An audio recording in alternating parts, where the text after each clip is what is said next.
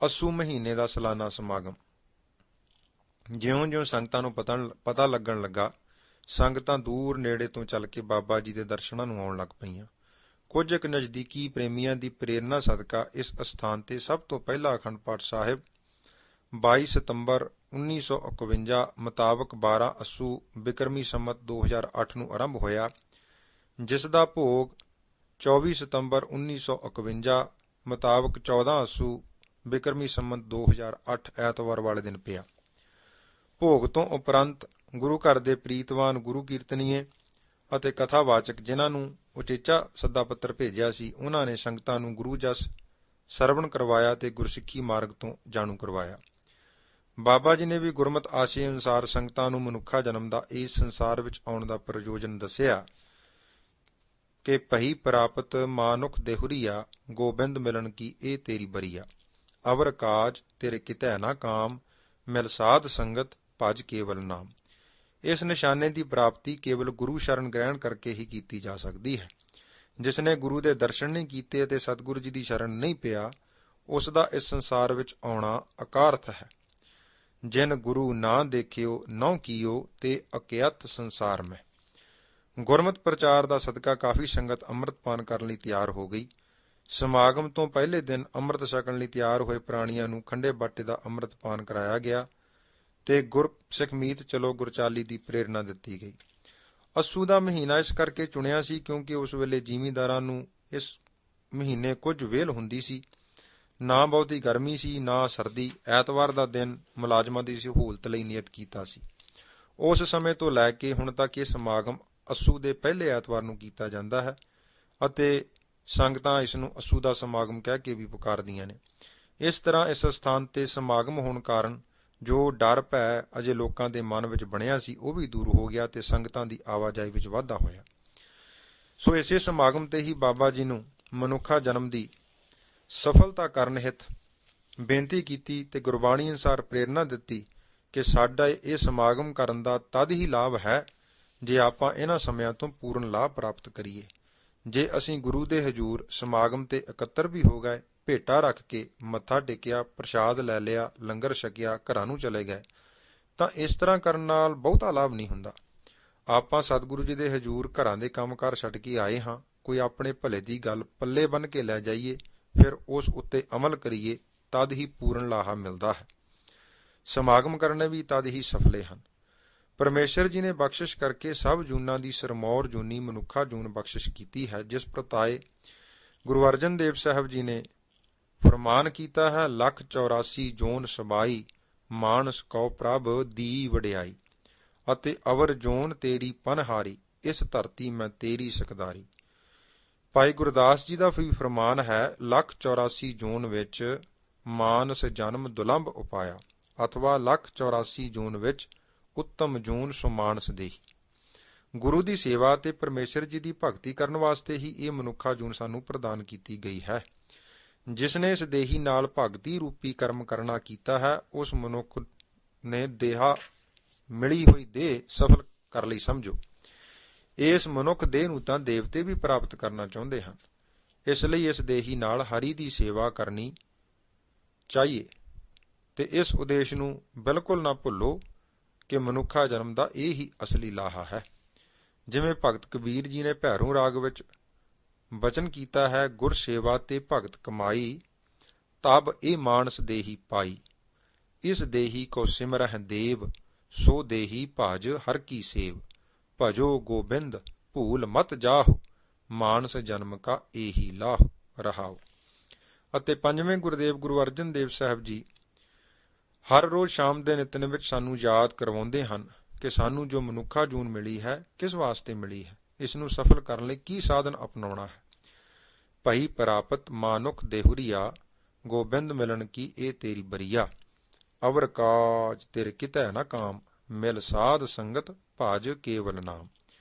ਅਤੇ ਪੰਜਵੇਂ ਗੁਰਦੇਵ ਜੀ ਇਸ ਜੀਵ ਨੂੰ ਸਾਵਧਾਨ ਕਰਦੇ ਹਨ ਕਿ ਹੇ ਜੀਵ, ਇਹ ਮਨੁੱਖਾ ਜਨਮ ਬਹੁਤ ਸਾਰੀਆਂ ਜੂਨਾਂ ਵਿੱਚ ਭਰਮਣ ਤੋਂ ਬਾਅਦ ਸਤਿਗੁਰੂ ਜੀ ਨੇ ਤੈਨੂੰ ਦੇਣਾ ਕੀਤਾ ਹੈ, ਤਾਂ ਜੋ ਤੂੰ ਇਸ ਸਰੀਰ ਨਾਲ ਨਾਮ ਸਿਮਰਨ ਸਤਸੰਗ ਕਰਕੇ ਆਪਣੇ ਅਸਲੇ ਭਾਵ ਮੂਲ ਨਾਲ ਜੁੜ ਜਾਵੇਂ। ਕਈ ਜਨਮ ਭਏ ਕੀਟ ਪਤੰਗਾ, ਕਈ ਜਨਮ ਗਜਮੀਨ ਕੁਰੰਗਾ, ਕਈ ਜਨਮ ਪੰਖੀ ਸਰਪ ਹੋਇਓ, ਕਈ ਜਨਮ ਹੈਵਰ ਬ੍ਰਿਖ ਜੋਇਓ। ਮਿਲ ਜਗਦੀਸ਼ ਮਿਲਨ ਕੀ ਬਰੀਆ, ਚਿਰੰਕਾਲ ਇਹ ਦੇਹ ਸੰਜਰੀਆ। ਜੇਕਰ ਇਸ ਮਿਲੇ ਅਵਸਰ ਨੂੰ ਸਫਲਾ ਨਾ ਕੀਤਾ ਤਾਂ ਮੁੜ ਮੁੜ ਕੇ ਇਹ ਮਨੁੱਖਾ ਜਨਮ ਦਾ ਸਮਾਂ ਹੱਥ ਨਹੀਂ ਆਉਣਾ। ਬਾਬਾ ਕਬੀਰ ਜੀ ਚੇਤਾਵਨੀ ਦਿੰਦੇ ਹਨ ਕਿ ਇਹ ਮਨੁੱਖ, ਇਹ ਮਾਨਸ ਜਨਮ ਬਹੁਤ ਦੁਰਲੱਭ ਹੈ, ਬਾਰ-ਬਾਰ ਨਹੀਂ ਮਿਲਣਾ। ਜਿਸ ਤਰ੍ਹਾਂ ਡਾਲੀ ਨਾਲੋਂ ਇੱਕ ਵਾਰ ਪੱਕ ਕੇ ਫਲ ਜ਼ਮੀਨ ਤੇ ਡਿੱਗ ਪਏ, ਜਿੰਨਾ ਮਰਜ਼ੀ ਯਤਨ ਦੁਬਾਰਾ ਕਰੋ, ਉਹ ਉਸ ਡਾਲੀ ਨਾਲ ਮੁੜ ਕੇ ਨਹੀਂ ਲੱਗਦਾ। ਕਬੀਰ ਮਾਨਸ ਜਨਮ ਦੁਲੰਭ ਹੈ, ਹੋਏ ਨਾ ਬਾਰੈ ਬਾਰ, ਜਿਉ ਬਨ ਫਲ ਪਾਕੇ ਭੋਏ ਗ੍ਰਹਿ, ਬਹੁਰ ਨਾ ਲਾਗੈ ਡਾਰ। ਅਤੇ ਪੰਜਵੇਂ ਸਤਿਗੁਰੂ ਜੀ ਵੀ ਸੁਚੇਤ ਕਰਦੇ ਹਨ ਕਿ ਤਰਵਰ ਵਿਛੁੰਨੇ ਨਹਿ ਪਾਤ ਜੁੜਤੇ, ਜਮ ਮਗ ਗੌਨ ਅਕੇਲੀ, ਬਿਨਵੰਤ ਨਾਨਕ ਬਿਨ ਨਾਮ ਹਰ ਕੇ, ਸਦਾ ਫਿਰਤ ਦੁਹੇਲੀ। ਇਸ ਦੁਰਲੱਭ ਮਨੁੱਖਾ ਜਨਮ ਨੂੰ ਆਪਾਂ ਸਫਲ ਕਿਵੇਂ ਕਰਨਾ ਹੈ? ਗੁਰਦੇਵ ਪੰਜਵੇਂ ਪਾਤਸ਼ਾਹ ਜੀ ਦਾ ਮਾਝ ਰਾਗ ਵਿੱਚ ਹੁਕਮ ਹੈ, ਜੋ ਸਤਿਗੁਰੂ ਗੁਰੂ ਗ੍ਰੰਥ ਸਾਹਿਬ ਜੀ ਦੇ ਪੰਨਾ 132 ਉੱਪਰ ਦਰਜ ਹੈ। ਨਿਤ ਨਿਤ ਦਏ ਸੰਭਾਲੀਐ, ਮੂਲ ਨ ਮਨੋ ਵਿਸਾਰੀਐ, ਰਹਾਉ ਸੰਤਾਂ ਸੰਗਤ ਪਾਈਐ, ਜਿਤ ਜਮ ਕੈ ਪੰਥ ਨ ਜਾਈਐ, ਤੋਸਾ ਹਰ ਕਾ ਨਾਮ ਲੈ, ਤੇਰੇ ਕੁਲੈ ਨ ਲਾਗੈ ਗਾਲ ਜੀਓ। ਜੋ ਸਿਮਰੰਦੇ ਸਾਈਐ, ਨਰਕ ਨ ਸੇਈ ਪਾਈਐ, ਤੱਤੀ ਵਾਵ ਨ ਲੱਗਈ, ਜਿਨ ਮਨ ਵੁੱਠਾ ਆਏ ਜੀਓ। ਸੇਈ ਸੁੰਦਰ ਸੋਹਣੇ, ਸਾਧ ਸੰਗ ਜਿਨ ਬਹਿਣੇ, ਹਰ ਧਨ ਜਿਨੀ ਸੰਜਿਆ, ਸੇਈ ਗੰਭੀਰ ਅਪਾਰ ਜੀਓ। ਹਰ ਅਮਿਓ ਰਸਾਇਣ ਪੀਵੀਐ, ਮੋਹ ਡਿਠੈ ਜਿਨ ਜਨ ਕੈ ਜੀਵੀਐ, ਕਾਰਜ ਸਭ ਸਵਾਰ ਲੈ, ਨਿਤ ਪੂਜਹੁ ਗੁਰ ਕੇ ਪਾਵ ਜੀਓ। ਜੋ ਹਰ ਕੀਤਾ ਆਪਣਾ, ਤਿਨੈ ਗੁਸਾਈ ਜਾਪਣਾ, ਸੋ ਸੂਰਾ ਪ੍ਰਧਾਨ ਸੋ, ਮਸਤਕ ਜਿਸ ਦਾ ਭਾਗ ਜੀਓ। ਮਨ ਮੰਦੇ ਪ੍ਰਭ ਅਵਗਾਹੀਆ, ਇਹ ਰਸ ਭੋਗਣ ਪਾਤ ਸਾਹੀਆਂ, ਮੰਦਾ ਮੂਲ ਨਾ ਉਪਜਿਓ, ਤਰੇ ਸੱਚੀ ਕਾਰੈ ਲਾਗ ਜੀਓ। ਕਰਤਾ ਮਨ ਵਸਾਇਆ, ਜਨਮੈ ਕਾ ਫਲ ਪਾਇਆ, ਮਨ ਭਾਵੰਦਾ ਕੰਤ ਹਰ, ਤੇਰਾ ਥਿਰ ਹੋਆ ਸੁਹਾਗ ਜੀਓ। ਅਟਲ ਪਦਾਰਥ ਪਾਇਆ, ਭੈ ਭੰਜਨ ਕੀ ਸਰਣਾਇਆ, ਲਾਏ ਅੰਚਲ ਨਾਨਕ ਤਾਰਿਅਨ, ਜਿੱਤਾ ਜਨਮ ਅਪਾਰ ਜੀਓ। ਉਂਝ ਤਾਂ ਸਰੀਰ ਦੇ ਸਾਰੇ ਅੰਗਾਂ ਨੂੰ ਸਫਲ ਕਰਨ ਵਾਸਤੇ ਸਤਿਗੁਰੂ ਜੀ ਨੇ ਉਪਦੇਸ਼ ਦਿੱਤਾ ਹੈ। ਨਿਰਾ ਉਪਦੇਸ਼ ਹੀ ਨਹੀਂ, ਬਲਕਿ ਸਫਲ ਕਰਨ ਦਾ ਢੰਗ ਵੀ ਦੱਸਿਆ ਹੈ।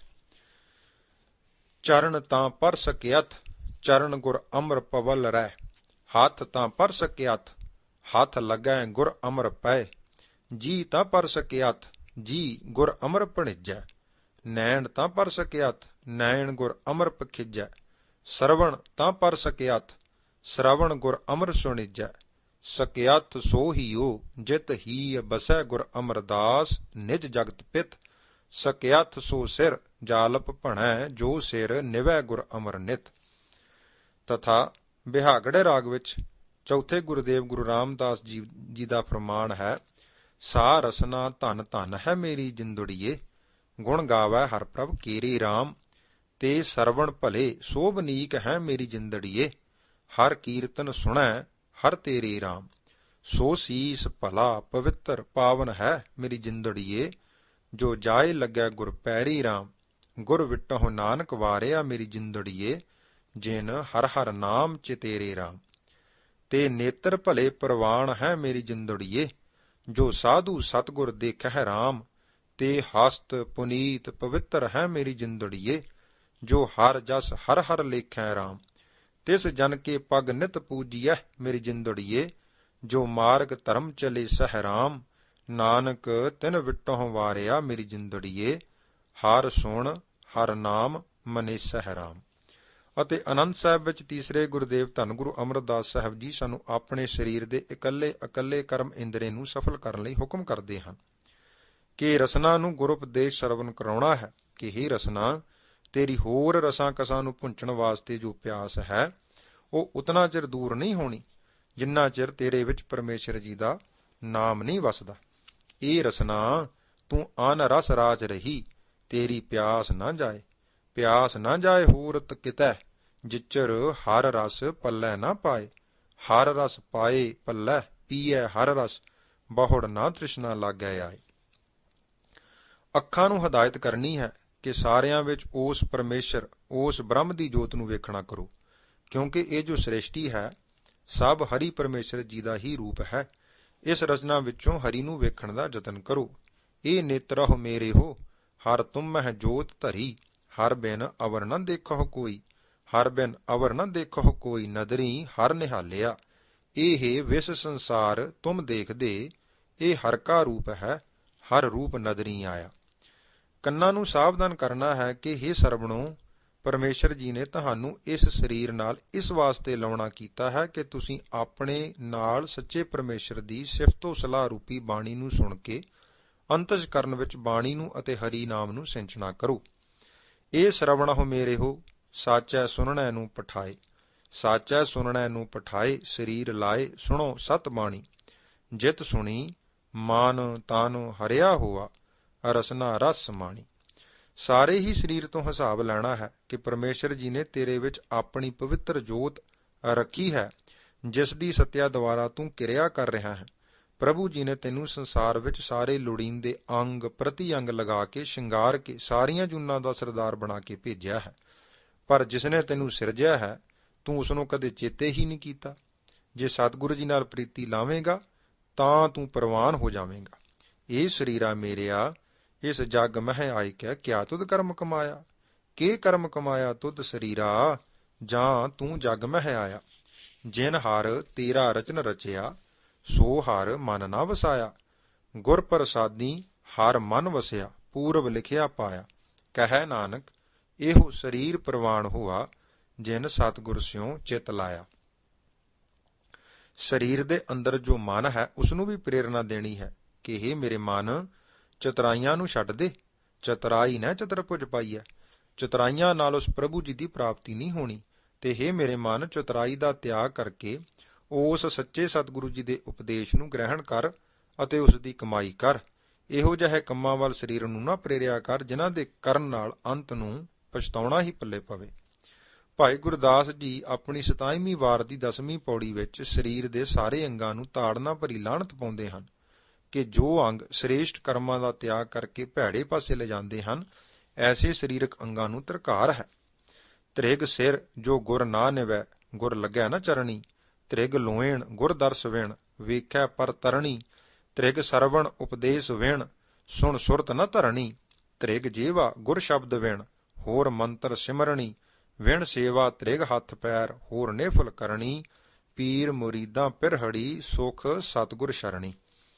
ਉਂਝ ਤਾਂ ਆਪਾਂ ਸਰੀਰ ਦੇ ਸਾਰੇ ਇੰਦਰੀਆਂ ਨਾਲ ਸ਼ੁਭ ਕਰਮ ਕਰਕੇ ਇਹਨਾਂ ਨੂੰ ਸਫਲ ਕਰਨਾ ਹੈ, ਪਰ ਇਸ ਸੰਸਾਰ ਵਿੱਚ ਸਤਿਗੁਰੂ ਜੀ ਨੇ ਸਾਰੇ ਸ੍ਰੇਸ਼ਟ ਕਰਮਾਂ ਵਿੱਚੋਂ ਸ਼੍ਰੋਮਣੀ ਨਿਰਮਲ ਕਰਮ ਕਰਨ ਵਾਸਤੇ ਸਾਨੂੰ ਵਿਸ਼ੇਸ਼ ਹੁਕਮ ਕੀਤਾ ਹੈ। ਜਿਸ ਕਰਮ ਨੂੰ ਕਰਨ ਨਾਲ ਇਸ ਸੰਸਾਰ ਵਿੱਚ ਵੀ ਸੋਭਾ ਵਡਿਆਈ ਮਿਲਦੀ ਹੈ ਅਤੇ ਮਨੁੱਖਾ ਜਨਮ ਦਾ ਪ੍ਰਯੋਜਨ ਵੀ ਸਿੱਧ ਹੋ ਜਾਂਦਾ ਹੈ ਅਤੇ ਪਰਮੇਸ਼ਰ ਜੀ ਦੀ ਦਰਗਾਹ ਵਿੱਚ ਵੀ ਮਾਣ ਸਤਿਕਾਰ ਮਿਲਦਾ ਹੈ। ਜਮਾਂ ਦੀ ਫਾਹੀ ਕੱਟੀ ਜਾਂਦੀ ਹੈ, ਦੁਸ਼ਮਣ ਵੀ ਮਿੱਤਰ ਬਣ ਜਾਂਦੇ ਹਨ। ਪੰਜਵੇਂ ਗੁਰਦੇਵ ਜੀ ਦਾ ਰਾਮਕਲੀ ਰਾਗ ਵਿੱਚ ਫਰਮਾਨ ਹੈ, ਦੁਲੱਭ ਦੇ ਸਵਾਰ ਜਾਹਿ ਨ ਦਰਗਹਿ ਹਾਰ, ਹਲਤ ਪਲਤ ਤੁਧ ਹੋਏ ਵਡਿਆਈ, ਅੰਤ ਕੀ ਬੇਲਾ ਲੈ ਛਡਾਈ। ਰਾਮ ਕੇ ਗੁਣ ਗਾਓ, ਹਲਤ ਪਲਤ ਹੋਹੇ ਦੋਵੇਂ ਸੁਹੇਲੇ, ਅਚਰਜ ਪੁਰਖ ਧਿਆਓ ਰਹਾਓ। ਊਠਤ ਬੈਠਤ ਹਰ ਜਾਪ, ਬਿਨਸੈ ਸਗਲ ਸੰਤਾਪ, ਬੈਰੀ ਸਭ ਹੋਵੈ ਮੀਤ, ਨਿਰਮਲ ਤੇਰਾ ਹੋਵੈ ਚੀਤ। ਸਭ ਤੇ ਊਤਮ ਇਹੋ ਕਰਮ, ਸਗਲ ਧਰਮ ਮੈਂ ਸ੍ਰੇਸ਼ਟ ਧਰਮ, ਹਰ ਸਿਮਰਨ ਤੇਰਾ ਹੋਏ ਉਧਾਰ, ਜਨਮ ਜਨਮ ਕਾ ਉਤਰੈ ਭਾਰ। ਪੂਰਨ ਤੇਰੀ ਹੋਵੈ ਆਸ, ਜਮ ਕੀ ਕਟਿਐ ਤੇਰੀ ਫਾਸ, ਗੁਰ ਕਾ ਉਪਦੇਸ਼ ਸੁਨੀਜੈ, ਨਾਨਕ ਸੁਖ ਸਹਿਜ ਸਮੀਜੈ। ਅਤੇ ਗੁਰੂ ਨਾਨਕ ਪਾਤਸ਼ਾਹ ਜੀ ਹੁਕਮ ਕਰਦੇ ਹਨ ਕਿ ਜਪਹੁ ਤਾਂ ਏਕੋ ਨਾਮਾ, ਅਵਰ ਨਿਰਾਫਲ ਕਾਮਾ, ਅਤੇ ਸਰਬ ਧਰਮ ਮੈਂ ਸ੍ਰੇਸ਼ਟ ਧਰਮ, ਹਰ ਕੋ ਨਾਮ ਜਪ ਨਿਰਮਲ ਕਰਮ ਦਾ ਉਪਦੇਸ਼ ਵੀ ਸੁਖਮਨੀ ਸਾਹਿਬ ਵਿੱਚ ਗੁਰੂ ਅਰਜਨ ਦੇਵ ਜੀ ਨੇ ਦਿੱਤਾ ਹੈ। ਅਤੇ ਇਹ ਵੀ ਹੁਕਮ ਕੀਤਾ ਹੈ ਕਿ ਸਾਜਨ ਸੰਤ ਕਰੋ ਇਹੋ ਕਾਮ, ਆਣ ਤਿਆਗ ਜਪਹੁ ਹਰ ਨਾਮ। ਅਤੇ ਗੁਰਦੇਵ ਪੰਜਵੇਂ ਪਾਤਸ਼ਾਹ ਜੀ ਹੀ ਫਰਮਾਉਂਦੇ ਹਨ ਕਿ ਮਨੁੱਖ ਸਵੇਰ ਤੋਂ ਸ਼ਾਮ ਤੱਕ, ਸ਼ਾਮ ਤੋਂ ਅਗਲੀ ਸਵੇਰ ਤੱਕ ਅਨੇਕਾਂ ਤਰ੍ਹਾਂ ਦੇ ਔਖੇ ਔਖੇ ਕਰਮ ਕਰੀ ਜਾਂਦਾ ਹੈ, ਪਰ ਇਸ ਪਾਸੋਂ ਪਰਮੇਸ਼ਰ ਦਾ ਨਾਮ ਜਪਣ ਰੂਪੀ ਇੱਕ ਕਾਰਜ ਨਹੀਂ ਹੁੰਦਾ। ਕੋਈ ਵਿਰਲਾ ਮਨੁੱਖ ਹੀ ਕਲਿਆਣ ਕਰਨ ਨੂੰ ਸਮਰੱਥ ਇਹ ਸ੍ਰੇਸ਼ਟ ਕਾਰਜ ਕਰਦਾ ਹੈ। ਆਹਰ ਸਭ ਕਰਦਾ ਫਿਰੈ, ਆਹਰ ਇੱਕ ਨਾ ਹੋਏ, ਨਾਨਕ ਜਿਤ ਆਹਰ ਜਗ ਉਧਰੈ ਵਿਰਲਾ ਬੂਝੈ ਕੋਇ। ਸੰਸਾਰ ਵਿੱਚ ਜਿੰਨੇ ਵੀ ਪੁੰਨ, ਦਾਨ, ਜਪ, ਤਪ, ਸੰਜਮ ਤਥਾ ਸ੍ਰੇਸ਼ਟ ਕਰਮ ਕਰਨੇ ਹਨ, ਸਭ ਤੋਂ ਸ਼੍ਰੋਮਣੀ ਤੇ ਸ੍ਰੇਸ਼ਟ ਕਲਯੁਗ ਵਿੱਚ ਫਲਦਾਇਕ ਪ੍ਰਭੂ ਜੀ ਦਾ ਪਿਆਰਾ ਨਾਮ ਹੀ ਹੈ। ਪੁੰਨ, ਦਾਨ, ਜਪ, ਤਪ ਜੇਤੇ ਸਭ ਉਪਰ ਨਾਮ, ਹਰ ਹਰ ਰਸਨਾ ਜੋ ਜਪੈ ਤਿਸ ਪੂਰਨ ਕਾਮ। ਆਸਾ ਰਾਗ ਵਿੱਚ ਧੰਨ ਗੁਰੂ ਅਰਜਨ ਦੇਵ ਸਾਹਿਬ ਜੀ ਦਾ ਇਹ ਫਰਮਾਨ ਸਾਡੇ ਵਾਸਤੇ ਹੈ। ਕਰਮ ਧਰਮ ਅਨੇਕ ਕਿਰਿਆ, ਸਭ ਉਪਰ ਨਾਮ ਅਚਾਰ। ਤਥਾ ਪੁੰਨ ਦਾਨ ਨ ਤੁਲ ਕਿਰਿਆ, ਹਰ ਸਰਬ ਪਾਪਾਂ ਹੰਤ ਜੀਓ। ਬਿਨਵੰਤ ਨਾਨਕ ਸਿਮਰ ਜੀਵਾ, ਜਨਮ ਮਰਨ ਰਹੰਤ ਜੀਓ। ਅਤੇ ਸਭ ਤੀਰਥ ਵਰਤ ਜਗ ਪੁੰਨ ਤੋਲਾਹਾ, ਹਰ ਹਰ ਨਾਮ ਨ ਪੁਜੈ ਪੁਜਾਹਾ।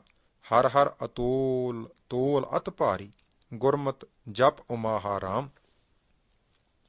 ਖਾਸ ਕਰਕੇ ਹੁਣ ਜੋ ਕਲਯੁਗ ਦਾ ਸਮਾਂ ਚੱਲ ਰਿਹਾ ਹੈ, ਇਸ ਵਿੱਚ ਤਾਂ ਸਤਿਗੁਰੂ ਜੀ ਨੇ ਕੇਵਲ ਤੇ ਕੇਵਲ ਨਾਮ ਦਾ ਬੀਜ ਬੀਜਣ ਵਾਸਤੇ ਹੀ ਹੁਕਮ ਕੀਤਾ ਹੈ ਅਤੇ ਲੋਕਾਈ ਨੂੰ ਸੁਚੇਤ ਕੀਤਾ ਹੈ ਕਿ ਮਤਾਂ ਹੋਰਨਾਂ ਕਰਮਾਂ ਧਰਮਾਂ ਵਿੱਚ ਪੈ ਜਾਇਓ, ਕਿਉਂਕਿ ਇਹਨਾਂ ਦੇ ਕਰਨ ਦਾ ਹੁਣ ਸਮਾਂ ਨਹੀਂ ਹੈ। ਸੋ ਭਰਮ ਭੁਲੇਖੇ ਵਿੱਚ ਨਹੀਂ ਪੈਣਾ। ਅਬ ਕਲੂ ਆਇਓ ਰੇ, ਇੱਕ ਨਾਮ ਬੋਵਹੁ ਬੋਵਹੁ, ਅਨਰੂਤ ਨਾਹੀ ਨਾਹੀ, ਮਤ ਭਰਮ ਭੂਲਹੁ ਭੂਲੋ। ਭਗਤ ਰਵਿਦਾਸ ਜੀ ਤਿੰਨਾਂ ਯੁੱਗਾਂ ਦੇ ਕਰਮਾਂ ਦਾ ਹਵਾਲਾ ਦੇ ਕੇ ਕਲਯੁਗੀ ਜੀਵਾਂ ਨੂੰ ਪਰਮੇਸ਼ਰ ਜੀ ਦੀ ਪ੍ਰਾਪਤੀ ਦਾ ਮਾਰਗ ਦਰਸਾਉਂਦੇ ਹਨ ਕਿ ਇਹ ਜੀਵ ਸਤਯੁਗ ਵਿੱਚ ਸੱਚ ਪ੍ਰਧਾਨ ਸੀ, ਤ੍ਰੇਤੇ ਵਿੱਚ ਜਗ ਕਰਨੇ ਸੁਖੈਨ ਸਨ ਅਤੇ ਪਰਮਾਰਥ ਦਾ ਰਸਤਾ ਸੀ, ਅਤੇ ਦੁਆਪਰ ਵਿੱਚ ਪੂਜਾ ਆਦਿ ਕਰਮਾਂ ਨਾਲ ਖਲਾਸੀ ਹੋ ਜਾਂਦੀ ਸੀ। ਇਹ ਤਿੰਨਾਂ ਯੁੱਗਾਂ ਦੇ ਤਿੰਨ ਪ੍ਰਧਾਨ ਕਰਮ ਸਨ। ਪਰ ਹੁਣ ਕਲਯੁਗ ਦਾ ਸਮਾਂ ਆ ਗਿਆ ਹੈ, ਇਸ ਵਿੱਚ ਕੇਵਲ ਤੇ ਕੇਵਲ ਪਰਮੇਸ਼ਰ ਜੀ ਦੇ ਨਾਮ ਜਪਣ ਨਾਲ ਹੀ ਜੀਵਾਂ ਦਾ ਉਧਾਰ ਹੋਣਾ ਹੈ। ਸਤਯੁਗ ਸਤ, ਤੇਤਾ ਜੱਗੀ, ਦੁਆਪਰ ਪੂਜਾ ਚਾਰ, ਤੀਨੋਂ ਯੁਗ ਤੀਨੋਂ ਦਿੜੇ, ਕਾਲ ਕੇਵਲ ਨਾਮ ਆਧਾਰ। ਨੌਵੇਂ ਗੁਰਦੇਵ ਧੰਨ ਗੁਰੂ ਤੇਗ ਬਹਾਦਰ ਸਾਹਿਬ ਜੀ ਵੀ ਇਹੀ ਹੁਕਮ ਕਰਦੇ ਹਨ ਕਿ ਹੇ ਭਾਈ, ਹੁਣ ਕਲਯੁਗ ਦੇ ਸਮੇਂ ਵਿੱਚ ਕਿਰਪਾ ਦੇ ਭੰਡਾਰ ਵਾਹਿਗੁਰੂ ਜੀ ਦੇ ਨਾਮ ਜਪਣ ਦਾ ਸਦਕਾ ਹੀ ਜੀਵ ਆਤਮਾ ਦੀ ਕਲਿਆਣ ਸੰਭਵ ਹੈ। ਇਹ ਗੱਲ ਤਾਂ ਵੇਦ ਵੀ ਕਹਿੰਦਾ ਹੈ ਕਿ ਹੋਰ ਕਰਮ ਧਰਮ ਨਾਮ ਦੀ ਬਰਾਬਰਤਾ ਨਹੀਂ ਕਰ ਸਕਦੇ। ਕਲ ਮੈਂ ਏਕ ਨਾਮ ਕਿਰਪਾ ਨਿਧ, ਜਾਹੇ ਜਪੈ ਗਤ ਪਾਵੈ, ਔਰ ਧਰਮ ਤਾਂ ਕੈ ਸਮ ਨਾਹਿਨ, ਇਹ ਬਿਦ ਬੇਦ ਬਤਾਵੈ। ਤੀਸਰੇ ਗੁਰਦੇਵ ਧੰਨ ਗੁਰੂ ਅਮਰਦਾਸ ਸਾਹਿਬ ਜੀ ਇਸ ਕਲਯੁਗ ਦੇ ਸਮੇਂ ਵਿੱਚ ਨਾਮ ਜਪਣ ਨੂੰ ਹੀ ਪ੍ਰਧਾਨਤਾ ਦਿੰਦੇ ਹੋਏ ਹੁਕਮ ਕਰਦੇ ਹਨ ਕਿ ਜਤ ਰੱਖਣਾ, ਇੰਦਰੀਆਂ ਨੂੰ ਰੋਕ ਕੇ ਤੀਰਥ ਕਰਨੇ ਆਦਿ ਇਹ ਧਰਮ ਦੀ ਮਰਜ਼ਾਦਾ ਚਲੀ ਆਉਂਦੀ ਸੀ। ਪਰ ਹੁਣ ਕਲਯੁਗ ਵਿੱਚ ਕੇਵਲ ਇੱਕੋ ਹਰੀ ਦੇ ਗੁਣ ਗਾਉਣੇ, ਨਾਮ ਜਪਣਾ ਹੀ ਆਤਮਾ ਦੇ ਉਧਾਰ ਦਾ ਇੱਕਮਾਤਰ ਸਾਧਨ ਹੈ। ਜਤ ਸੰਜਮ ਤੀਰਥ ਉਹਨਾਂ ਯੁੱਗਾਂ ਕਾ ਧਰਮ ਹੈ, ਕਲ ਮਹਿ ਕੀਰਤ ਹਰਨਾਮਾ। ਪੰਜਵੇਂ ਗੁਰਦੇਵ ਗੁਰੂ ਅਰਜਨ ਦੇਵ ਸਾਹਿਬ ਜੀ ਭੈਰੋਂ ਰਾਗ ਵਿੱਚ ਸਾਡੇ ਕਲਯੁਗੀ ਜੀਵਾਂ ਦੇ ਉਧਾਰ ਲਈ ਉਪਦੇਸ਼ ਦਿੰਦੇ ਹਨ ਕਿ ਕਲਯੁਗ ਦੇ ਇਸ ਸਮੇਂ ਵਿੱਚ ਕੇਵਲ ਨਾਮ ਜਪਣ ਨਾਲ ਹੀ ਉਧਾਰ ਹੋ ਸਕਣਾ ਸੰਭਵ ਹੈ। ਅਸੀਂ ਇਹ ਬ੍ਰਹਮ ਦੀ ਪ੍ਰਾਪਤੀ ਕਰਨ ਵਾਲੇ ਬਚਨ ਉਚਾਰਨ ਕੀਤੇ ਹਨ। ਕਲਯੁਗ ਮੈਂ ਇੱਕ ਨਾਮ ਉਧਾਰ, ਨਾਨਕ ਬੋਲੇ ਬ੍ਰਹਮ ਵਿਚਾਰ। ਚੌਥੇ ਗੁਰਦੇਵ ਗੁਰੂ ਰਾਮਦਾਸ ਸਾਹਿਬ ਜੀ ਕਲਯੁਗ ਵਿੱਚ ਨਾਮ ਦੀ ਸ੍ਰੇਸ਼ਟਤਾ ਪ੍ਰਥਾਏ ਹੁਕਮ ਕਰਦੇ ਹਨ ਕਿ ਨਾਮ ਪਦਾਰਥ ਹੀ ਸ੍ਰੇਸ਼ਟ ਹੈ। ਜਿਨ੍ਹਾਂ ਨੇ ਵੀ ਭਗਤ ਜਨ ਬਣ ਕੇ ਨਾਮ ਦੀ ਕਮਾਈ ਕੀਤੀ, ਉਹ ਸਾਰੇ ਤਰ ਗਏ, ਭਾਵੇਂ ਕੋਈ ਨੀਵੀਂ ਜਾਤੀ ਵਾਲਾ ਸੀ, ਭਾਵੇਂ ਕੋਈ ਉੱਚੀ ਨਾਲ ਸੰਬੰਧਿਤ ਸੀ। ਕਲਯੁਗ ਨਾਮ ਪ੍ਰਧਾਨ ਪਦਾਰਥ, ਭਗਤ ਜਨਾ ਉਧਰੇ, ਨਾਮਾ ਜੈ ਦਿਓ ਕਬੀਰ ਤਰਲੋਚਨ, ਸਭ ਦੋਖ ਗਏ ਚਮਰੇ। ਰੋਜ਼ਾਨਾ ਰਹਿਰਾ ਸਾਹਿਬ ਦੇ ਪਾਠ ਸਮੇਂ ਗੁਰਦੇਵ ਸਤਿਗੁਰੂ ਜੀ ਫਰਮਾਨ ਕਰਦੇ ਹਨ ਕਿ ਕਲਯੁਗ ਵਿੱਚ ਸਭ ਤੋਂ ਵੱਡਾ ਪੁੰਨ ਕੇਵਲ ਉਸ ਪ੍ਰਕਾਸ਼ ਸਰੂਪ ਵਾਹਿਗੁਰੂ ਦੇ ਗੁਣ ਗਾਉਣੇ ਹੀ ਹਨ। ਕਲ ਮੈਂ ਇਹੋ ਪੁੰਨ ਗੁਣ ਗੋਬਿੰਦ ਗਾਹੇ। ਚੌਥੇ ਗੁਰਦੇਵ ਗੁਰੂ ਰਾਮਦਾਸ ਸਾਹਿਬ ਜੀ ਤਾਂ ਆਪਣਾ ਅਟਲ ਫੈਸਲਾ ਸੁਣਾਉਂਦੇ ਹੋਏ ਚੇਤਾਵਨੀ ਦਿੰਦੇ ਹਨ ਕਿ ਜੋ ਕਲਯੁਗ ਦੇ ਸਮੇਂ ਵਿੱਚ ਨਾਮ ਦੇ ਬੀਜ ਨੂੰ ਬੀਜਣ ਦੀ ਥਾਂ ਕਰਮਾਂ ਧਰਮਾਂ ਦੇ ਬੀਜ ਬੀਜਦੇ ਹਨ, ਭਾਵ ਨਾਮ ਨੂੰ ਛੱਡ ਕੇ ਹੋਰ ਫੋਕਟ ਕਰਮ ਕਾਂਡਾਂ ਦੇ ਧਾਰਨੀ ਬਣ ਜਾਂਦੇ ਹਨ, ਇੰਜ ਜਾਣ ਲਵੋ ਉਹਨਾਂ ਨੇ ਲਾਭ ਤਾਂ ਕੀ ਖੱਟਣਾ ਸੀ, ਸਗੋਂ ਸਵਾਸਾਂ ਰੂਪੀ ਪੂੰਜੀ ਜੋ ਪਰਮੇਸ਼ਰ ਜੀ ਨੇ ਮੂਲ ਰੂਪ ਵਿੱਚ ਬਖਸ਼ਿਸ਼ ਕੀਤੀ ਸੀ, ਉਹ ਵੀ ਵਿਅਰਥ ਗਵਾ ਲੈਂਦੇ ਹਨ।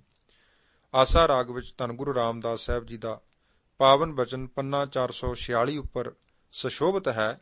ਕਲਯੁਗ ਬੀਜ ਬੀਜੇ ਬਿਨ ਨਾਵੈ, ਸਭ ਲਾਹਾ ਮੂਲ ਗਵਾਇਆ। ਉਪਰੋਕਤ ਗੁਰਵਾਕਾਂ ਰਾਹੀਂ ਅਤੇ ਹੋਰ ਬੇਅੰਤ ਗੁਰੂ ਕੀ ਬਾਣੀ ਰਾਹੀਂ ਸਾਨੂੰ ਇਹ ਪ੍ਰੇਰਣਾ ਮਿਲਦੀ ਹੈ ਕਿ ਮਨੁੱਖਾ ਜਨਮ ਦੀ ਸਫਲਤਾ ਵਾਸਤੇ ਅਤੇ ਜੀਵ ਆਤਮਾ ਦੀ ਪ੍ਰਭੂ ਦਰ ਸਮਾਈ ਵਾਸਤੇ ਸਤਿਗੁਰੂ ਜੀ ਨੇ ਇਸ ਕਲਯੁਗ ਦੇ ਸਮੇਂ ਵਿੱਚ ਨਾਮ ਨੂੰ ਹੀ ਪ੍ਰਧਾਨਤਾ ਦਿੱਤੀ ਹੈ ਅਤੇ ਨਾਮ ਜਪਣ ਵਾਸਤੇ ਹੀ ਸਾਰੀ ਗੁਰਬਾਣੀ ਵਿੱਚ ਪ੍ਰੇਰਣਾ ਹੈ। ਜੇ ਇੰਜ ਕਹਿ ਲਈਏ ਤਾਂ ਕੋਈ ਅਤਕਥਨੀ ਨਹੀਂ ਹੋਵੇਗੀ ਕਿ ਪਰਮੇਸ਼ਰ ਜੀ ਨੇ ਇਹ ਮਨੁੱਖਾ ਜੀਵਨ ਦਿੱਤਾ ਹੀ ਨਾਮ ਜਪਣ ਵਾਸਤੇ ਹੈ, ਤਾਂ ਜੋ ਅਨੇਕਾਂ ਜੂਨਾਂ ਵਿੱਚ ਕਰਮਾਂ ਅਨੁਸਾਰ ਭਰਮਣ ਪਿੱਛੋਂ ਇਹ ਜੀਵਾਤਮਾ ਪ੍ਰਭੂ ਪਰਮੇਸ਼ਰ ਜੀ ਵਿੱਚ ਨਾਮ ਸਿਮਰਨ ਦੁਆਰਾ ਅਭੇਦ ਹੋ ਸਕੇ। ਜੋ ਮਨੁੱਖਾ ਜਨਮ ਨੂੰ ਸੰਸਾਰਕ ਧੰਦਿਆਂ ਅਤੇ ਫੋਕਟ ਕਰਮਾਂ ਧਰਮਾਂ ਤੱਕ ਹੀ ਸੀਮਤ ਰੱਖ ਅਜਾਈਂ ਹੀ ਸਮਾਂ ਗਵਾ ਕੇ ਇਸ ਸੰਸਾਰ ਤੋਂ ਚਲੇ ਜਾਂਦਾ ਹੈ। ਗੁਰਦੇਵ ਤੀਸਰੇ ਪਾਤਸ਼ਾਹ ਜੀ ਕਿੰਨੀ ਤਾੜਨਾ ਕਰਕੇ ਲਾਹਣਤ ਪਾਉਂਦੇ ਹਨ ਕਿ ਲਾਹਣਤ ਹੈ ਐਸੇ ਜੀਵ ਨੂੰ ਸਮੇਤ ਟੱਬਰ ਅਤੇ ਮਿੱਤਰਾਂ ਦੇ, ਜਿਸ ਦੇ ਸਰੀਰ ਨਾਲ ਇਸ ਜਨਮ ਵਿੱਚ ਮਾਲਕ ਨੂੰ ਪ੍ਰਾਪਤ ਹੀ ਨਹੀਂ ਕੀਤਾ। ਮਨੁੱਖਾ ਜਨਮ ਜੋ 84 ਲੱਖ ਜੂਨ ਦਾ ਸਿਖਰਲਾ ਡੰਡਾ ਹੈ, ਜੇ ਇਹ ਹੱਥ ਵਿੱਚੋਂ ਛੁੱਟ ਗਿਆ ਤਦ ਮੁੜ ਪ੍ਰਾਪਤ ਨਹੀਂ ਹੋਣਾ ਅਤੇ ਜਨਮ ਵਿਅਰਥ ਹੀ ਚਲਾਇਆ ਜਾਣਾ ਹੈ। ਗੁਰੂ ਅਮਰਦਾਸ ਜੀ ਦਾ ਬਿਲਾਵਲ ਰਾਗ ਵਿੱਚ ਫਰਮਾਨ, ਤ੍ਰਿਗ ਸਰੀਰ ਕੁਟੰਬ ਸਹਿਤ ਸਿਉ ਜਿਤ ਹੁਣ ਖਸਮ ਨਾ ਪਾਇਆ, ਪੌੜੀ ਛੁਟਕੀ ਫਿਰ ਹਾਥ ਨਾ ਆਵੈ, ਅਹਿਲਾ ਜਨਮ ਗਵਾਇਆ। ਚੌਥੇ ਪਾਤਸ਼ਾਹ ਸ੍ਰੀ ਗੁਰੂ ਰਾਮਦਾਸ ਸਾਹਿਬ ਜੀ ਫਰਮਾਨ ਕਰਦੇ ਹਨ ਕਿ ਜਿਹੜੇ ਮਨੁੱਖਾ ਜਨਮ ਪਾ ਕੇ ਵੀ ਨਾਮ ਨਹੀਂ ਜਪਦੇ, ਜੇ ਉਹਨਾਂ ਦੀ ਮਾਤਾ ਨੂੰ ਹਰੀ ਪਰਮੇਸ਼ਰ ਬਾਝ ਹੀ ਕਰ ਦਿੰਦਾ ਤਾਂ ਚੰਗਾ ਸੀ। ਉਹ ਨਾਮ ਤੋਂ ਵਿਹੂਣੇ, ਨਾਮ ਤੋਂ ਸੱਖਣੇ, ਨਾਮ ਤੋਂ ਖਾਲੀ ਇਸ ਸੰਸਾਰ ਵਿੱਚ ਇਵੇਂ ਫਸੇ ਹੋਏ ਖਪ ਰਹੇ ਹਨ ਜਿਵੇਂ ਕੋਈ ਮੀਚਕਣਿਆਂ ਰੂਪੀ ਕੰਡਿਆਂ ਦੇ ਵਿੱਚ ਫਸਿਆ ਪਰੇਸ਼ਾਨ ਹੁੰਦਾ ਹੈ। ਜਿਨ ਹਰ ਹਿਰਦੈ ਨਾਮ ਨਾ ਬਸਿਓ, ਤਿਨ ਮਾਤ ਕੀਜੈ ਹਰ ਬਾਂਝਾ, ਤੈਨ ਸੁਣੀ ਦੇਹ ਫਿਰ ਹੈ ਬਿਨ ਨਾਵੈ, ਓਏ ਖਪ ਖਪ ਮੂਹੇ ਕਰਾਂਝਾ। ਹੁਣ ਪ੍ਰਸ਼ਨ ਪੈਦਾ ਹੁੰਦਾ ਹੈ ਕਿ ਜੀਵ ਆਤਮਾ ਦੀ ਪ੍ਰਭੂ ਦਰ ਸਮਾਈ ਕਰਵਾ ਕੇ ਸ਼ਾਂਤੀ ਪ੍ਰਦਾਨ ਕਰਨ ਵਾਲਾ ਇਹ ਸ੍ਰੇਸ਼ਟ ਨਾਮ, ਜਿਸ ਤੋਂ ਬਿਨਾਂ ਕਲਿਆਣ ਹੋ ਸਕਣੀ ਅਸੰਭਵ ਹੈ ਅਤੇ ਸਾਰੀ ਗੁਰੂ ਕੀ ਬਾਣੀ ਵਾਰ-ਵਾਰ ਜਿਸ ਨੂੰ ਜਪਣ ਲਈ ਉਪਦੇਸ਼ ਕਰਦੀ ਹੈ, ਇੰਨੀ ਮਹਾਨਤਾ ਵਾਲਾ ਨਾਮ ਕਿੱਥੋਂ ਅਤੇ ਕਿਵੇਂ ਪ੍ਰਾਪਤ ਹੋ ਸਕਦਾ ਹੈ। ਸਤਿਗੁਰੂ ਸ੍ਰੀ ਗੁਰੂ ਰਾਮਦਾਸ ਜੀ ਫਰਮਾਨ ਕਰਦੇ ਹਨ ਕਿ ਸਤਿਗੁਰੂ ਜੀ ਹੀ ਹਰੀ ਨਾਮ ਦੇ ਦਾਤੇ ਹਨ। ਜਿਨ੍ਹਾਂ ਉੱਪਰ ਪ੍ਰਭੂ ਦੀ ਬਖਸ਼ਿਸ਼ ਹੁੰਦੀ ਹੈ, ਉਹਨਾਂ ਨੂੰ ਗੁਰੂ ਦੀ ਪ੍ਰਾਪਤੀ ਹੁੰਦੀ ਹੈ। ਕਿਉਂਕਿ ਹਰੀ ਨੂੰ ਸਤਿਗੁਰੂ ਜੀ ਨੇ ਆਪ ਬੁੱਝਿਆ ਹੈ, ਇਸ ਕਰਕੇ ਗੁਰੂ ਵਰਗਾ ਸੰਸਾਰ ਵਿੱਚ ਹੋਰ ਕੋਈ ਨਹੀਂ। ਸ੍ਰੀ ਰਾਗ ਵਿੱਚ ਗੁਰੂ ਰਾਮਦਾਸ ਸਾਹਿਬ ਜੀ ਦਾ ਪੰਨਾ 39 ਤੇ ਇਹ ਪਾਵਨ ਫਰਮਾਨ, ਸਤਿਗੁਰ ਦਾਤਾ ਹਰ ਨਾਮ ਕਾ ਪ੍ਰਭ ਆਪ ਮਿਲਾਵੈ ਸੋਏ, ਸਤਿਗੁਰ ਹਰ ਪ੍ਰਭ ਬੁੱਝਿਆ ਗੁਰ ਜੇਵੜ ਅਵਰ ਨਾ ਕੋਈ। ਤੀਸਰੇ ਗੁਰਦੇਵ ਜੀ ਗੌੜੀ ਰਾਗ ਵਿੱਚ ਪ੍ਰੇਰਨਾ ਦਿੰਦੇ ਹਨ ਕਿ ਸਤਿਗੁਰੂ ਪਾਸੋਂ ਹੀ ਨਾਮ ਦੀ ਪ੍ਰਾਪਤੀ ਹੋਣੀ ਹੈ ਅਤੇ ਸਤਿਗੁਰੂ ਦੀ ਪ੍ਰਾਪਤੀ ਕਿਸ ਨੂੰ ਹੁੰਦੀ ਹੈ, ਜਿਸ ਉੱਪਰ ਪ੍ਰਭੂ ਜੀ ਦੀ ਕਿਰਪਾ ਦ੍ਰਿਸ਼ਟੀ ਹੋਵੇ। ਸਤਿਗੁਰ ਤੇ ਨਾਮ ਪਾਈਐ ਕਰਮ ਮਿਲੈ ਪ੍ਰਭ ਸੋਏ। ਸਤਿਗੁਰ ਦਾਤੇ ਨੇ ਹਿਰਦੇ ਵਿੱਚ ਨਾਮ ਦ੍ਰਿੜ ਕਰਵਾ ਦਿੱਤਾ, ਜਿਸ ਸਦਕਾ ਸਾਡੇ ਮੱਥੇ ਦੇ ਭਾਗ ਸ੍ਰੇਸ਼ਟ ਬਣ ਗਏ। ਪਰ ਸਤਿਗੁਰਾਂ ਨੇ ਨਾਮ ਕਦੋਂ ਦ੍ਰਿੜ ਕਰਵਾਇਆ? ਜਦ ਇਸ ਜੀਵ ਨੇ ਸਭ ਕੁਝ ਬਿਨਾਂ ਸ਼ਰਤ ਗੁਰੂ ਨੂੰ ਸਮਰਪਿਤ ਕਰ ਦਿੱਤਾ। ਧੰਨ ਗੁਰੂ ਰਾਮਦਾਸ ਸਾਹਿਬ ਜੀ ਦਾ ਗੌੜੀ ਪੂਰਬੀ ਵਿੱਚ ਇਹ ਫਰਮਾਨ ਹੈ, ਹਰ ਹਰ ਅਰਥ ਸਰੀਰ ਹਮ ਵੇਚਿਆ, ਪੂਰੇ ਗੁਰ ਕੈ ਆਗੈ, ਸਤਿਗੁਰ ਦਾਤੈ ਨਾਮ ਦ੍ਰਿੜਾਇਆ, ਮੁਖ ਮਸਤਕ ਭਾਗ ਸੁਭਾਗੈ। ਸਤਿਗੁਰਾਂ ਦਾ ਹੋਰ ਹੁਕਮ ਹੈ ਕਿ ਪੂਰੇ ਗੁਰੂ ਤੋਂ ਬਿਨਾਂ ਨਾਮ ਦੀ ਪ੍ਰਾਪਤੀ ਨਹੀਂ ਹੋਣੀ ਅਤੇ ਨਾਮ ਤੋਂ ਬਿਨਾਂ ਇਸ ਜੀਵ ਦਾ ਭਰਮ ਦੂਰ ਨਹੀਂ ਹੋਣਾ ਅਤੇ ਜਿਸ ਕਾਰਨ ਨਿਜ ਘਰ ਵਿੱਚ ਵਾਸ ਨਹੀਂ ਮਿਲ ਸਕਣਾ। ਬਿਨ ਸਤਿਗੁਰ ਨਾਮ ਨਾ ਪਾਈਐ ਭਾਈ, ਬਿਨ ਨਾਮੈ ਭਰਮ ਨਾ ਜਾਈ। ਅਤੇ ਪੂਰੇ ਗੁਰ ਤੇ ਨਾਮ ਪਾਇਆ ਜਾਏ, ਜੋਗ ਜੁਗਤ ਸੱਚ ਰਹਿਆ ਸਮਾਏ। ਗੁਰੂ ਨਾਨਕ ਦੇਵ ਸਾਹਿਬ ਜੀ ਦਾ ਹੋਰ ਫਰਮਾਨ ਧਨਾਸਰੀ ਰਾਗ ਵਿੱਚ ਹੈ ਕਿ ਵਿਣ ਭਗਤੀ ਕਰ ਵਾਸ ਨਾ ਹੋਵੀ, ਸੁਣਿਓ ਲੋਕ ਸਬਾਏ। ਤੀਸਰੇ ਗੁਰਦੇਵ ਜੀ ਦਾ ਆਸਾ ਰਾਗ ਵਿੱਚ ਹੁਕਮ ਹੈ, ਸਾਜਨ ਮੇਰੇ ਪ੍ਰੀਤ ਮਉ, ਤੁਮ ਸ਼ਹਿ ਕੀ ਭਗਤ ਕਰੇ ਹੋ, ਗੁਰ ਸੇਵਹੁ ਸਦਾ ਆਪਣਾ, ਨਾਮ ਪਦਾਰਥ ਲੇਹੋ। ਹੇ ਪਿਆਰੇ ਸੱਜਣੋ, ਤੁਸੀਂ ਮਾਲਕ ਪ੍ਰਭੂ ਦੀ ਭਗਤੀ ਕਰੋ, ਕਿਉਂਕਿ ਮਾਲਕ ਜੀ ਨੂੰ ਭਗਤੀ ਕਰਨੀ ਹੀ ਚੰਗੀ ਲੱਗਦੀ ਹੈ। ਪ੍ਰੇਮਾ ਭਗਤੀ ਦੀ ਦਾਤ ਵੀ ਗੁਰੂ ਜੀ ਪਾਸੋਂ ਹੀ ਪ੍ਰਾਪਤ ਹੁੰਦੀ ਹੈ। ਗਿਆਨੀ ਗੁਰ ਬਿਨ ਭਗਤ ਨਾ ਹੋਈ, ਕੋਰੈ ਰੰਗ ਕਦੇ ਨਾ ਚੜ੍ਹੈ, ਜੇ ਲੋਚੈ ਸਭ ਕੋਈ। ਹੇ ਗਿਆਨੀ, ਗੁਰੂ ਤੋਂ ਬਿਨਾਂ ਭਗਤੀ ਦੀ ਦਾਤ ਪ੍ਰਾਪਤ ਨਹੀਂ ਹੋ ਸਕਦੀ। ਜਿਵੇਂ ਕਿ ਕੋਰੇ ਕੱਪੜੇ ਤੇ ਰੰਗ ਨਹੀਂ ਚੜ੍ਹਦਾ, ਪਹਿਲੋਂ ਉਸ ਦੀ ਪਾਣ ਲਾਉਣੀ ਪੈਂਦੀ ਹੈ। ਇਸ ਤਰ੍ਹਾਂ ਮਨ ਰੂਪੀ ਕੋਰੇ ਕੱਪੜਿਆਂ ਚੋਂ ਮਾਇਆ ਦੀ ਪਾਣ ਕੱਢਣ ਵਾਸਤੇ ਗੁਰੂ ਦਾ ਨਿਰਮਲ ਭੈ ਹੀ ਕੰਮ ਦਿੰਦਾ ਹੈ। ਕਿਉਂਕਿ ਭੈ ਬਿਨ ਭਗਤ ਨਾ ਹੋਈ, ਕਬ ਹੀ ਭੈ ਭਾਏ ਭਗਤ ਸਵਾਰੀ। ਤੀਸਰੇ ਗੁਰਦੇਵ ਜੀ ਫੈਸਲਾ ਦਿੰਦੇ ਹਨ ਕਿ ਜੋ ਪੁਰਖ ਗੁਰੂ ਜੀ ਦੀ ਸ਼ਰਨ ਆਏ ਤੋਂ ਬਿਨਾਂ ਮਨ ਦੀ ਮਰਜ਼ੀ ਅਨੁਸਾਰ ਭਗਤੀ ਕਰਨ ਦਾ ਯਤਨ ਕਰਦੇ ਹਨ, ਉਹਨਾਂ ਦੀ ਕੀਤੀ ਹੋਈ ਭਗਤੀ ਪ੍ਰਭੂ ਦਰ ਪ੍ਰਵਾਨ ਨਹੀਂ ਹੁੰਦੀ। ਮਨਮੁਖ ਭਗਤ ਕਰੈ ਬਿਨ ਸਤਿਗੁਰ, ਵਿਣ ਸਤਿਗੁਰ ਭਗਤ ਨਾ ਹੋਈ ਰਾਮ। ਸਤਿਗੁਰੂ ਜੀ ਗੁਰੂ ਅਮਰਦਾਸ ਸਾਹਿਬ ਉਹਨਾਂ ਜੀਵਾਂ ਪ੍ਰਤੀ ਜੋ ਮਨ ਦੀ ਮੱਤ ਪਿੱਛੇ ਲੱਗ ਕੇ ਟੁਰੇ ਫਿਰਦੇ ਹਨ, ਫਰਮਾਨ ਕੀਤਾ ਹੈ ਕਿ ਐਸੇ ਜੀਵ ਰਾਮ ਰਾਮ ਆਖ ਕੇ ਥੱਕ ਜਾਂਦੇ ਨੇ, ਪਰ ਫਿਰ ਵੀ ਹਉਮੈ ਦੀ ਮੈਲ ਉਹਨਾਂ ਪਾਸੋਂ ਧੋਤੀ ਨਹੀਂ ਜਾਂਦੀ। ਇਸ ਲਈ ਹੀ ਮੇਰੇ ਮਨ, ਜਦੋਂ ਮਨੁੱਖ ਗੁਰੂ ਦੀ ਸ਼ਰਨ ਵਿੱਚ ਆਉਂਦਾ ਹੈ ਤਦ ਹੀ ਪਵਿੱਤਰ ਹੁੰਦਾ ਹੈ। ਮਨ ਮੇਰੇ ਗੁਰ ਸ਼ਰਨ ਆਵੈ ਤਾਂ ਨਿਰਮਲ ਹੋਏ। ਮਨਮੁਖ ਹਰ ਹਰ ਕਰ ਥਕੇ, ਮੈਲ ਨਾ ਸਕੀ ਤੋਏ। ਅਤੇ ਰਸਨਾ ਨਾਲ ਤਾਂ ਰਾਮ ਸਭ ਕੋਈ ਕਹਿ ਰਿਹਾ ਹੈ। ਇੰਜ ਕਹਿਣ ਨਾਲ ਰਾਮ ਦੀ ਪ੍ਰਾਪਤੀ ਨਹੀਂ ਹੋਣੀ। ਇਹ ਤਾਂ ਗੁਰੂ ਜੀ ਦੀ ਕਿਰਪਾ ਨਾਲ ਜਦੋਂ ਰਾਮ ਦਾ ਨਾਮ ਹਿਰਦੇ ਵਿੱਚ ਵਸ ਜਾਂਦਾ ਹੈ ਤਾਂ ਹੀ ਕੋਈ ਗਿਆਨ ਰੂਪੀ ਫਲ ਪ੍ਰਾਪਤ ਕਰਦਾ ਹੈ। ਗੁਰੂ ਅਮਰਦਾਸ ਜੀ ਦਾ ਗੁਜਰੀ ਰਾਗ ਵਿੱਚ ਫਰਮਾਨ ਹੈ, ਰਾਮ ਰਾਮ ਸਭ ਕੋ ਕਹਿ ਰਾਮ ਨਾ ਹੋਏ, ਗੁਰ ਪ੍ਰਸਾਦੀ ਰਾਮ ਮਨ ਵਸੈ, ਤਾਂ ਫਲ ਪਾਵੈ ਕੋਇ। ਤਾਂ ਤੇ ਜਿੰਨਾ ਚਿਰ ਮਨੁੱਖ ਨੂੰ ਗੁਰ ਪ੍ਰਸਾਦ ਭਾਵ ਗੁਰੂ ਦੀ ਕਿਰਪਾ ਪ੍ਰਾਪਤ ਨਹੀਂ ਹੁੰਦੀ, ਉਹਨਾਂ ਚਿਰ ਹਿਰਦੇ ਵਿੱਚ ਨੌ ਨਿਤ ਅੰਮ੍ਰਿਤ ਪ੍ਰਭ ਕਾ ਨਾਮ ਨਹੀਂ ਵਸਣਾ। ਗੁਰੂ ਦੀ ਕਿਰਪਾ ਆਪਾਂ ਨੂੰ ਕਿਵੇਂ ਪ੍ਰਾਪਤ ਹੋਵੇ? ਸੰਸਾਰਕ ਉਦਾਹਰਣ ਇੱਕ ਸਪਸ਼ਟ ਹੈ ਕਿ ਜੇ ਕਿਸੇ ਨੇ ਮਾਂ ਬਾਪ ਦੀ ਕਿਰਪਾ ਦਾ ਪਾਤਰ ਬਣਨਾ ਹੋਵੇ, ਜੇ ਕਿਸੇ ਮਿੱਤਰ ਦੋਸਤ ਦੀ ਪ੍ਰਸੰਨਤਾ ਲੈਣੀ ਹੋਵੇ, ਤਦ ਉਸ ਨੂੰ ਮਾਂ ਬਾਪ ਜਾਂ ਉਸ ਸੱਜਣ ਦੀ ਮਰਜ਼ੀ ਅਨੁਸਾਰ ਚੱਲਣਾ ਪਵੇਗਾ, ਹੁਕਮ ਅਨੁਕੂਲ ਤੁਰਨਾ ਪਵੇਗਾ। ਇਸੇ ਤਰ੍ਹਾਂ ਜੇਕਰ ਅਸੀਂ ਗੁਰਪ੍ਰਸਾਦ ਦੀ ਪ੍ਰਾਪਤੀ ਲੋੜਦੇ ਹਾਂ ਤਾਂ ਇਤ ਮਾਰਗ ਚੱਲੇ ਭਾਈ ਅੜੇ, ਗੁਰ ਕਹਿ ਸਾਕਾਰ ਕਮਾਏ ਜੀਓ, ਤਿਆਗੀ ਮਨ ਕੀ ਮਤੜੀ, ਵਿਸਾਰੇ ਦੂਜਾ ਭਾਉ ਜੀਓ। ਇਉਂ ਪਾਵੈ ਹਰ ਦਰਸਾਵੜਾ, ਨ ਲੱਗਿਆ ਤੱਤੀ ਵਾਉ ਜੀਓ। ਹਉ ਆਪੋਂ ਬੋਲ ਨਾ ਜਾਣਦਾ, ਮੈਂ ਕਹਿਆ ਸਭ ਹੁਕਮਾਉ ਜੀਓ। ਜਿਵੇਂ ਸਤਿਗੁਰੂ ਸ੍ਰੀ ਗੁਰੂ ਨਾਨਕ ਦੇਵ ਸਾਹਿਬ ਜੀ ਦਾ ਆਸਾ ਦੀ ਵਾਰ ਵਿੱਚ ਹੁਕਮ ਹੈ ਕਿ ਜੋ ਗੁਰੂ ਦਾ ਹੁਕਮ ਮੰਨਦਾ ਹੈ ਉਸ ਉੱਪਰ ਗੁਰੂ ਕੀ ਖੁਸ਼ੀ ਹੁੰਦੀ ਹੈ। ਉਹ ਜਗਿਆਸੂ ਕਸਮ ਦੇ ਦਰ ਪ੍ਰਵਾਨ ਹੋ ਕੇ ਨਿਜ ਸਰੂਪ ਵਿੱਚ ਸਦੀਵ ਕਾਲੀ ਅਭੇਦ ਹੋ ਜਾਂਦਾ ਹੈ। ਹੁਕਮ ਮੰਨਿਆ ਹੋਵੇ ਪ੍ਰਵਾਨ, ਤਾਂ ਖਸਮੇ ਕਾ ਮਹਿਲ ਪਾਏ ਸੀ।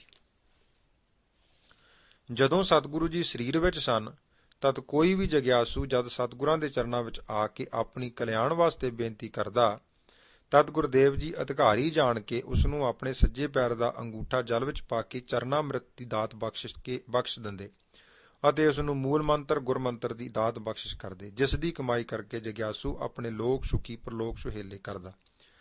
ਜਿਵੇਂ ਭਾਈ ਗੁਰਦਾਸ ਜੀ ਨੇ ਵਾਰਾਂ ਵਿੱਚ ਲਿਖਣਾ ਕੀਤਾ ਹੈ ਕਿ ਚਰਨ ਧੋਏ ਰਹਿਰਾਸ ਕਰ, ਚਰਨਾਮ੍ਰਿਤ ਸਿੱਖਾਂ ਪੀ ਲਾਇਆ। ਜਿਸ ਆਸ਼ੀ ਨੂੰ ਲੈ ਕੇ ਸਤਿਗੁਰੂ ਸ੍ਰੀ ਗੁਰੂ ਨਾਨਕ ਦੇਵ ਸਾਹਿਬ ਜੀ ਆਪ ਨਾਰਾਇਣ ਕਲਾ ਧਰ ਜਗ ਮੈਂ ਪਰਵਰਿਓ ਆਏ ਸਨ, ਥੋੜੇ ਸਮੇਂ ਵਿੱਚ ਹੀ ਪਰਮੇਸ਼ਰ ਵੱਲੋਂ ਦੱਸੇ ਮਾਰਗ, ਪਰਮੇਸ਼ਰ ਵੱਲੋਂ ਦਰਸਾਏ ਪੰਥ ਉੱਪਰ ਲੋਕਾਂ ਨੂੰ ਤੋਰਨ ਅਤੇ ਲੋਕਾਈ ਦਾ ਉਧਾਰ ਕਰਨ ਵਾਸਤੇ ਸਤਿਗੁਰਾਂ ਆਪਣਾ ਪੰਥ ਜੁਦਾ ਕਰ ਲਿਆ। ਮਾਰਿਆ ਸਿੱਕਾ ਜਗਤ ਵਿੱਚ, ਨਾਨਕ ਨਿਰਮਲ ਪੰਥ ਚਲਾਇਆ, ਤਥਾ ਸ਼ਬਦ ਜਿੱਤੀ ਸਿੱਧ ਮੰਡਲੀ, ਕੀਤੋਸ ਆਪਣਾ ਪੰਥ ਨਿਰਾਲਾ। ਅਤੇ ਇਸ ਪੰਥ ਨੂੰ ਅਗਾਂਹ ਪ੍ਰਚਾਰਨ ਵਾਸਤੇ ਗੁਰੂ ਨਾਨਕ ਦੇਵ ਜੀ ਨੇ ਬਾਬਾ ਲਹਿਣਾ ਜੀ ਭਾਵ ਸ੍ਰੀ ਗੁਰੂ ਅੰਗਦ ਦੇਵ ਜੀ ਦੀ ਡਿਊਟੀ ਲਗਾਈ ਅਤੇ ਉਹਨਾਂ ਅਗਾਂਹ ਇਸ ਪੰਥ ਦੀ ਸੇਵਾ ਨੂੰ ਸ੍ਰੀ ਗੁਰੂ ਅਮਰਦਾਸ ਜੀ ਨੂੰ ਸੌਂਪਣਾ ਕੀਤਾ। ਲਹਿਣੇ ਪੰਥ ਧਰਮ ਕਾ ਕੀਆ, ਅਮਰਦਾਸ ਭੱਲੇ ਕਉ ਦੀਆ। ਇਸ ਪੰਥ ਨੂੰ ਪ੍ਰਫੁੱਲਤ ਕਰਨ ਲਈ ਬਾਕੀ ਸਤਿਗੁਰਾਂ ਨੇ ਆਪਣੀ ਡਿਊਟੀ ਨਿਭਾਈ। ਜਿਵੇਂ ਸ੍ਰੀ ਗੁਰੂ ਗੋਬਿੰਦ ਸਿੰਘ ਸਾਹਿਬ ਪਾਤਸ਼ਾਹ ਨੇ ਬਚਿੱਤਰ ਨਾਟਕ ਵਿੱਚ ਲਿਖਿਆ ਹੈ ਕਿ ਅਕਾਲ ਪੁਰਖ ਵਾਚ ਚੌਪਈ, ਮੈਂ ਆਪਣਾ ਤੋਹੇ ਨਿਵਾਜਾ, ਪੰਥ ਪਰਚੁਰ ਕਰਬੇ ਕਉ ਸਾਜਾ, ਜਹਾਂ ਕਹਾਂ ਤੈ ਧਰਮ ਚਲਾਏ, ਕੋ ਬਿੱਧ ਕਰਨ ਤੇ ਲੋਕ ਹਟਾਏ।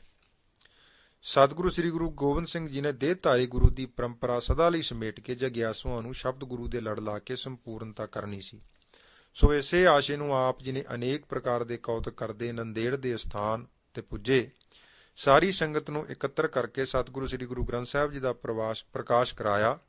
5 ਪੈਸੇ ਤੇ ਨਾਰੀਅਲ ਲੈ ਕੇ ਸ੍ਰੀ ਗੁਰੂ ਗ੍ਰੰਥ ਸਾਹਿਬ ਜੀ ਅੱਗੇ ਧਰਿਆ ਤੇ ਆਪ ਮੱਥਾ ਟੇਕ ਕੇ ਆਪਣੀ ਜੋਤ ਸ਼ਬਦ ਗੁਰੂ ਵਿੱਚ ਧਰ ਦਿੱਤੀ ਅਤੇ ਖਾਲਸੇ ਪ੍ਰਤੀ ਜੋ ਬਚਨ ਕੀਤਾ ਉਹ ਪੰਥ ਪ੍ਰਕਾਸ਼ ਵਿੱਚ ਇਸ ਤਰ੍ਹਾਂ ਦਰਸਾਇਆ ਗਿਆ ਹੈ ਕਿ ਆਗਿਆ ਪਈ ਅਕਾਲ ਕੀ, ਤਬੈ ਚਲਾਇਓ ਪੰਥ, ਸਭ ਸਿੱਖਨ ਕੋ ਹੁਕਮ ਹੈ, ਗੁਰੂ ਮਾਨਿਓ ਗ੍ਰੰਥ। ਗੁਰੂ ਗ੍ਰੰਥ ਕੋ ਮਾਨਿਓ ਪ੍ਰਗਟ ਗੁਰਾਂ ਕੀ ਦੇ, ਜੋ ਪ੍ਰਭ ਕੋ ਮਿਲਬੋ ਚਾਹੈ, ਖੋਜ ਸ਼ਬਦ ਮੈਂ ਲੇ। ਸਭ ਗੁਰੂ ਪ੍ਰਗਟ ਭਏ ਪੂਰਨ ਹਰ ਅਵਤਾਰ, ਜਗਮਗ ਜੋਤ ਬਰਾਜ ਰਹੀ ਸ੍ਰੀ ਗੁਰੂ ਗ੍ਰੰਥ ਮਝਾਰ। ਜੋ ਦਰਸਿਓ ਚੈ ਗੁਰੂ ਕੋ, ਸੋ ਦਰਸੈ ਗੁਰੂ ਗ੍ਰੰਥ, ਪੜ੍ਹੈ ਸੁਣੈ ਸਵਾਰਥ ਲਹੈ, ਪਰਮਾਰਥ ਕੋ ਪੰਥ। ਵਾਹਿਗੁਰੂ ਗੁਰੂ ਗ੍ਰੰਥ ਜੀ ਉਭੈ ਜਹਾਜ ਉਧਾਰ, ਜੋ ਸਰਦਾ ਕਰ ਸੇਵ ਹੈ, ਸੋ ਉਤਰੈ ਭਵ ਪਾਰ।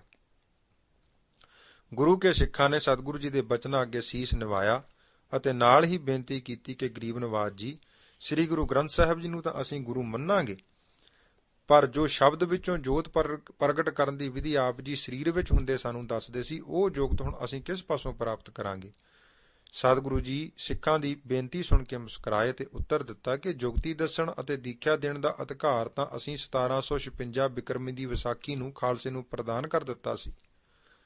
ਪੰਚੋਂ ਮੈਂ ਨਿਤਵਰਤਤ ਮੈਂ ਹੋਂ, ਪੰਚ ਮਿਲੈ ਸੇ ਪੀਰਨ ਪੀਰ, ਗੁਰ ਕਰ ਕੀ ਮਰਜ਼ਾਦਾ ਪੰਚੋਂ, ਪੰਚੋਂ ਪਾਹੁਲ ਪੂਰਬ ਪੀਨ, ਹੋਏ ਤਨ ਖਾਈਆ ਬਖਸ਼ਹਿ ਪੰਚੋਂ, ਪਾਹੁਲ ਦੇ ਮਿਲ ਪੰਚ ਪ੍ਰਵੀਨ, ਲਖੋਂ ਪੰਚ ਕੀ ਬੜ ਵਡਿਆਈ, ਪੰਚ ਕਰੈ ਸੋ ਨਿਫਲ ਨਚੀਨ।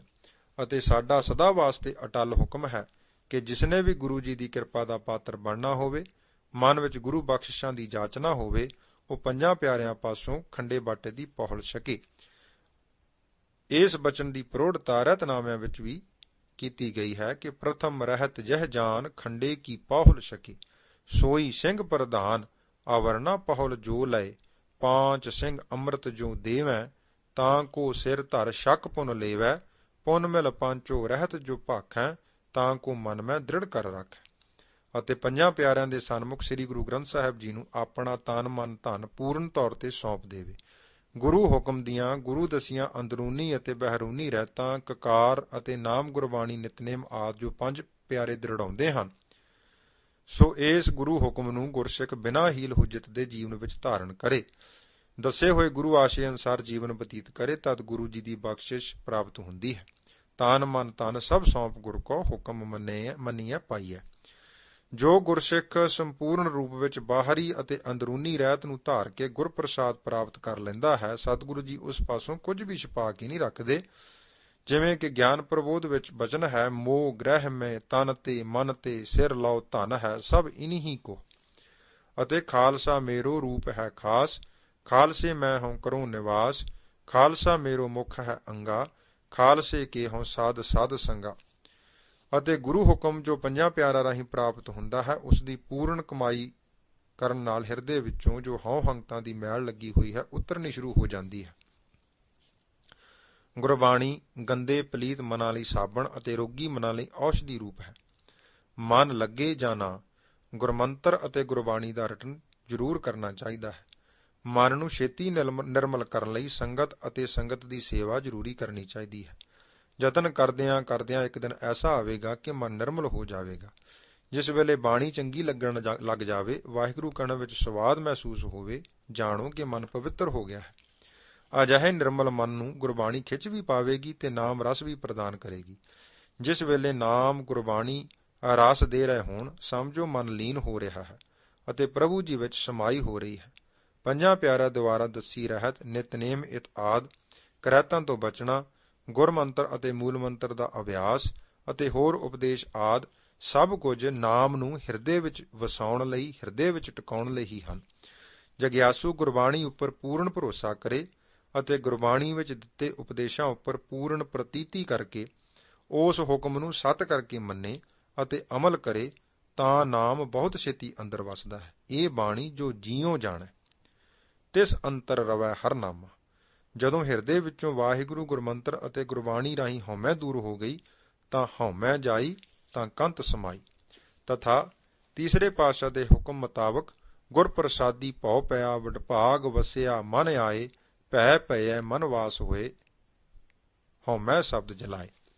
ਪਰਮੇਸ਼ਰ ਜੀ ਦੇ ਸਰਗੁਣ ਸਰੂਪ ਸ੍ਰੀ ਗੁਰੂ ਨਾਨਕ ਦੇਵ ਜੀ ਦੇ ਹੁਕਮ ਅਨੁਸਾਰ ਹਉਮੈ ਖਤਮ ਹੋਣ ਨਾਲ ਪਰਮ ਪਦ ਤੱਕ ਪਹੁੰਚ ਹੋ ਜਾਂਦੀ ਹੈ। ਹਉਮੈ ਜਾਏ ਪਰਮ ਪਦ ਪਾਈਐ, ਤਥਾ ਹਉਮੈ ਜਾਏ ਸ਼ਬਦ ਘਰ ਲਹੀਐ, ਅਤੇ ਹਉਮੈ ਜਾਏ ਤਾਂ ਨਿਰਮਲ ਹੋਵੈ, ਗੁਰਮੁਖ ਪਰਚੈ ਪਰਮ ਪਦ ਪਈਆ।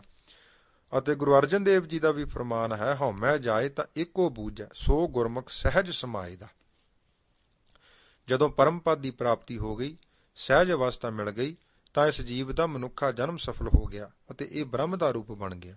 ਨਾਨਕ ਲੀਨ ਭਇਓ ਗੋਬਿੰਦ ਸਿਉ, ਜਿਉ ਪਾਣੀ ਸੰਗ ਪਾਣੀ ਦੀ ਖੇਡ ਵਰਤ ਗਈ, ਅਤੇ ਰਾਮ ਕਬੀਰਾ ਏਕ ਬਏ ਹੈ, ਕੋਈ ਨਾ ਸਕੈ ਪਛਾਣੀ। ਸੋ ਇਸ ਲਈ ਇਸ ਅਵਸਥਾ ਨੂੰ ਪ੍ਰਾਪਤ ਕਰਨ ਲਈ ਆਪਣੇ ਹੀ ਭਲੇ ਦੀ ਖਾਤਰ ਹੋਰ ਸਮਾਂ ਅਜਾਈ ਨਹੀਂ ਗਵਾਉਣਾ ਚਾਹੀਦਾ। ਗੁਰੂ ਦੀ ਸ਼ਰਨ ਵਿੱਚ ਆ ਕੇ ਗੁਰੂ ਦੀਖਿਆ ਪ੍ਰਾਪਤ ਕਰਨੀ ਚਾਹੀਦੀ ਹੈ।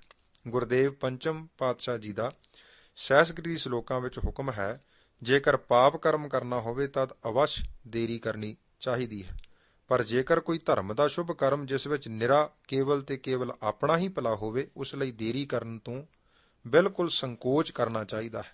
ਨੈ ਬਿਲੰਬ ਧਰਮੰ ਬਿਲੰਬ ਪਾਪੰ।